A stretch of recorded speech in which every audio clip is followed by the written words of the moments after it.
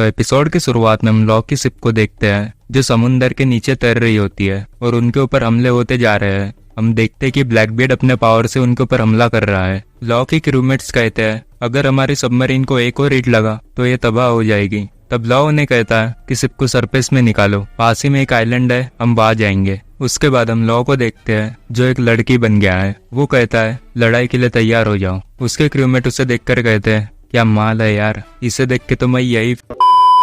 Law कहता है फालतू की बकवास बंद करो वरना तुम्हें यही पटक। उसके बाद हमें पता चलता है कि लॉ को जो बीमारी हुई है वो दूसरों में भी फैल सकती है और उसके कुछ क्रूमेट्स का भी जेंडर चेंज हो जाता है। लॉ कहता है मैं ठीक हो जाऊंगा। मैंने एम्परर के साथ लड़के ये बात जान ली है कि हम डेविल फ्रूट पावर्स के लोगों का सामना कर सकते हैं अगर हमारे पास बहुत अच्छी आंखें है तो। हम देखते हैं कि लॉ अपनी कोशिश करता है कि वो वापस मर्द बन जाए और वो बन भी जाता है। फिर हम देखते हैं कि उनकी सबमरीन एक आइलैंड पर आ चुकी है और वो आइलैंड पर जाते हैं। वहां पर ब्लैकबियर्ड पायरेट्स भी आ जाते हैं। हम डॉक्यू को देखते हैं जो एक पेगासस पे बैठ के उड़ रहा होता है और इसी ने अपने डेविल फ्रूट पावर से लॉ को वो डिसीज दी थी। उसके बाद हम वैन ओग्रे और बर्गस को भी देखते हैं। वैन बर्गस को कहता है हम उस आइलैंड पर जाने वाले हैं। वैन अपने डेविल फ्रूट पावर को यूज करके वहां से टेलीपोर्ट होकर अपने शिप से उस आइलैंड पर जाता है। हम देखते हैं कि बर्गस अपने डेविल फ्रूट पावर जिससे कि उसे बहुत ज्यादा ताकत मिलती है वो एक बड़ा सा पत्थर उठाकर लॉ के ऊपर फेंकने वाला होता है। लॉ कहता है ब्लैकबियर्ड पायरेट्स ने तो बहुत खतरनाक डेविल फ्रूट्स को अपने पास रखा है और इसी वजह से इनकी बाउंटीज बढ़ती जा रही है। बर्गस उनके ऊपर वो बड़ा सा पत्थर फेंक देता है लेकिन लॉ उसे अपने पावर को यूज करके उसे काट देता है। फिर हम देखते हैं कि ब्लैकबियर्ड उसी पेगासिस पे बैठकर उड़ते हुए आ रहा होता है। हम देखते हैं कि जो पेगासिस होता है वो उनका एक क्रूमेट होता है जिसके पास ये डेविल फ्रूट की पावर है। ब्लैकबियर्ड कहता है मुझे पता था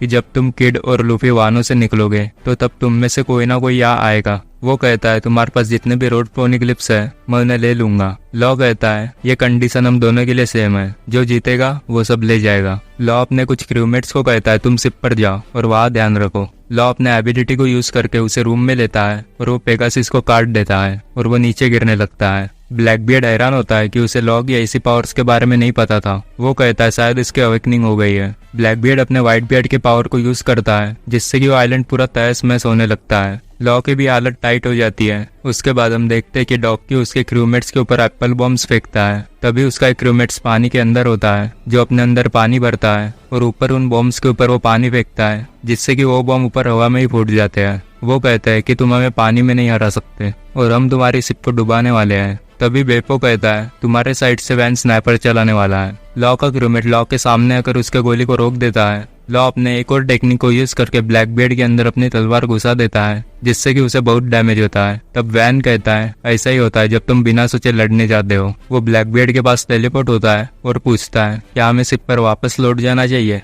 ब्लैकबियर्ड कहता है बिल्कुल नहीं और वो उसे टेलीपोर्ट करके उसे लॉ के सामने लाता है। लॉ कहता है तुम्हारे सारे लोग तो डेविल फ्रूट यूजर है तो उनकी कमजोरी समुंदर है ना। ब्लैकबियर्ड कहता है जितनी इन्हें पावर्स मिलती है उसके सामने कमजोरी कुछ भी नहीं है। फिर हम देखते हैं कि ब्लैकबियर्ड की शिप के ऊपर हमला हो जाता है। हम देखते हैं कि लॉ के क्रूमेट्स पानी के अंदर से उनकी शिप को डुबाने की कोशिश कर रहे होते हैं। फिर हम उनकी शिप में पुडिंग को देखते हैं जिसे किडनैप करके रखा गया होता है। वहां पर कुछ पायरेट्स कहते हैं कि ब्लैकबियर्ड यहाँ पर सबसे ज्यादा ताकतवर है।